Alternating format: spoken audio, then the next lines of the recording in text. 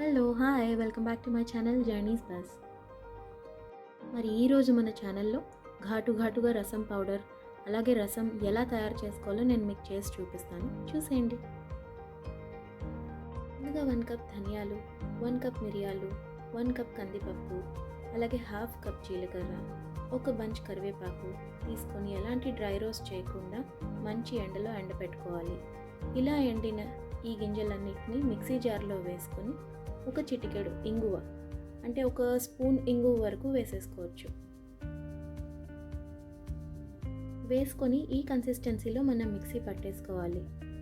ఈ పౌడర్ని మనం ఒక ఎయిర్ టైట్ కంటైనర్లో స్టోర్ చేసుకొని పెట్టుకుంటే అస్సలు పాడవదు, ఎందుకంటే ఎలాంటి డ్రై రోస్ట్ కానీ ఆయిల్ కానీ ఏం వేయలేదు కాబట్టి. రసం తయారు చేయడానికి ముందుగా స్టవ్ వెలిగించుకొని ఒక గిన్నె పెట్టుకోవాలి.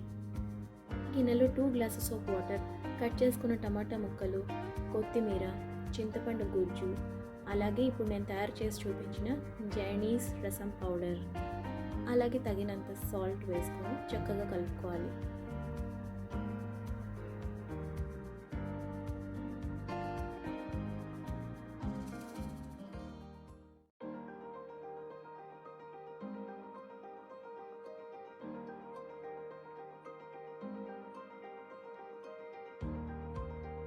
షుగర్ కానీ బెల్లం కానీ ఆప్షనల్గా వేసుకోవచ్చు, మీ చాయిస్.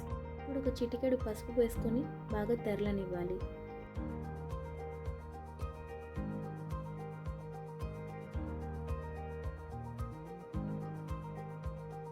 తెరలుతున్న దాంట్లో 2 చీల్చుకున్న పచ్చిమిర్చి వేసుకుంటే ఫ్లేవర్ చాలా బాగుంటుంది.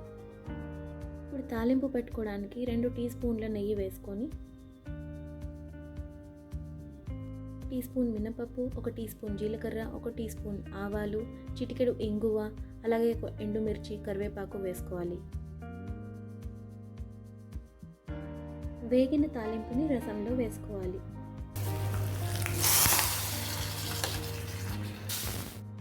అంతే, వేడివేడిగా ఘాటుగా రసం రెడీ.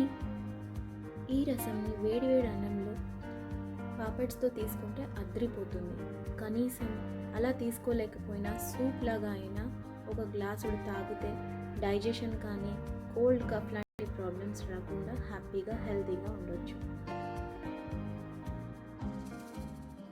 మరి మీరు ఇలానే ట్రై చేసి మీకు ఎలా కుదిరిందో కమెంట్ సెక్షన్లో నాకు తప్పకుండా చెప్పండి.